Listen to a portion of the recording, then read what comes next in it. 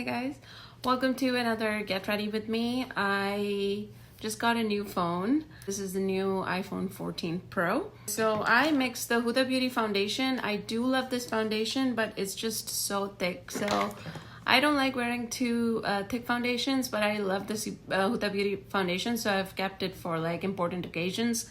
And then I mixed it with the Cover FX, and then I added a blue dot. And I'm also gonna add vitamin C cream by Pixi to give that flawless but also hydrating and good coverage. So I learned this technique actually from one of the dermatologists, and to use one thick foundation, one liquidy foundation for a full coverage flawless look that doesn't look cakey. So let's see how it turns out on me. I don't know, to me it still looks a little bit cakey, but it is giving that full coverage and it is hiding some of my spots. So let's spray it and then like try to blend it in with a beauty blender. Yesterday my phone just stopped working. Like I used to have the XR and I've had it for a few years. I haven't upgraded my phone in a long time. And yesterday it just stopped charging. I think I may have dropped it. It like yesterday and the day before too. And yesterday it just like, it wasn't even charging. I was on like 2-3% all day and it wasn't charging. So today I just went and got a new iPhone 14 Max Pro. So I don't know. I haven't seen much difference. I mean, obviously the camera quality is better and it's way faster, but okay, so it's very full coverage.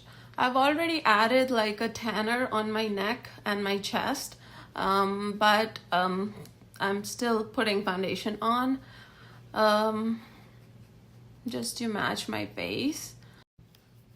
Okay, today I'm gonna be using the e.l.f. Putty Bronzer. I've heard really good things about it. I used it like once a very long time ago and I just never used it again. I just thought it was like too thick and I couldn't make it work. But now I'm gonna use a little bit thinner brush and I'm gonna see if my like the one that I got from Germany is better or if this one's better, because I do think this one's thicker than the one that I got from Germany, but we'll see. Oh, I really like the cool toned bronzer. I think it is a little bit thicker than the NARS one. You can also use like squalene drops in it and see if it does a little bit more for you, but we'll see. Okay, this is the Rare Beauty blush. I don't really use this one. I think this is the first time I'm using the color Happy. So let's see how that looks on me.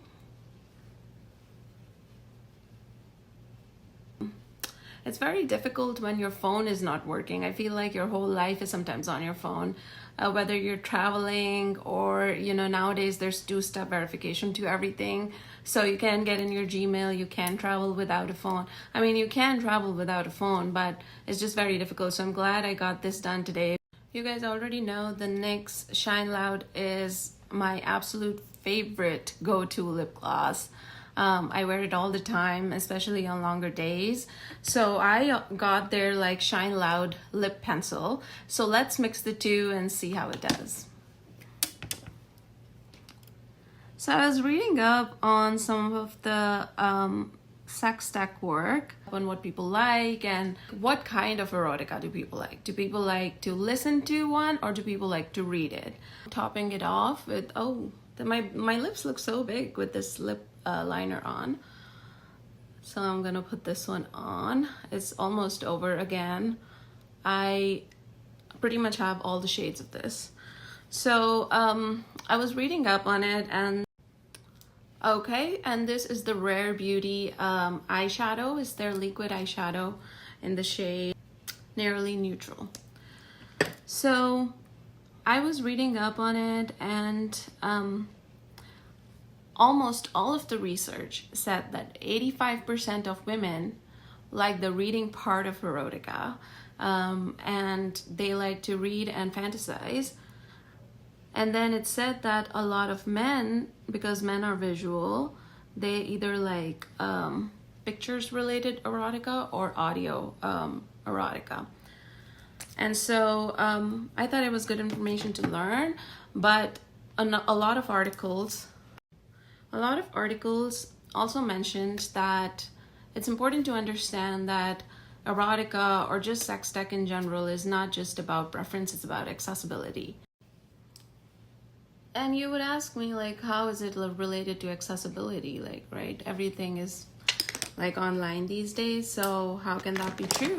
The reason for that is that there could be circumstances where someone is blind and can't read, or someone is not able to hear. So then how do we help those people? This is the tattoo liner. I'm applying this on before applying eyelashes, and you already know the drill. You see this eye and this eye with the tattoo liner on, without the tattoo liner on. Okay, so I do have my eyeliner and mascara on, and I put the same eyeliner that I showed you, and the eyeshadow used is the Rare Beauty eyeshadow. I'm using the Urban Decay Midnight Cowboy pencil in my waterline right here. But that being said, even though women like to read more and men like to listen to audio more, it doesn't mean that men don't like to read. Like, men usually have a very advanced and vivid imagination in general, so they're able to do anything. Okay, eyebrows, you already know the drill. But more women like to read erotica, is what I'm saying. So this was what I found. I think a lot of the sex therapists, what they do is, depending on the gender of the patient, whether it's a man or a woman, and the kind of disability they have, whether the person is blind or the person cannot hear, what they suggest based on the very patient-focused, they figure out what the person likes, and then they figure out the disability of the person and then match it. So what most of the sex therapists do to help people with either their disabilities or their self-esteem, or if there's something going on with them, what they do is they try to get the person to fantasize about their own fantasies and be able to be accepting of their fantasies. I think one of the studies even mentioned that a lot of the sex therapists, they try to get the patient to fantasize about their own fantasies, and then try them with their partner. And depending on what their disabilities, whether it's blindness or hearing, then they can better assist their patients. And most of the time it's patient-focused therapy. So I thought that was pretty cool. The Powerpuff Girls blush. Not only did I think it was pretty cool, but also I thought that was really empowering. It was just a very good way to help people who have accessibility issues as far as they're expressing their sexuality. So as I was mentioning earlier, it's not always about preference. Sometimes it's really about accessibility. Okay, I'm using this High Beam highlighter by Benefit. I personally like the reading part. I think it's something that is better. I think in general, I think it's just a little more, I don't know how it works. Maybe because I'm a woman, so I prefer the reading. Some people prefer audio. It just kind of depends on what you want to do or what you like. I've had really good feedback with whatever I write, but I would obviously want to know if audio is an option and if you guys prefer audio. Okay, and I'm gonna curl my hair and be right back. Okay, and this is the finished look. What do we think?